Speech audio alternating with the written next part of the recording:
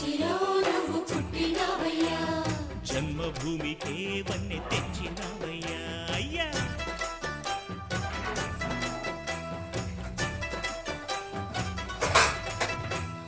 మట్టి నుంచి పుట్టి పెరిగి మనిషైన వాణ్ణి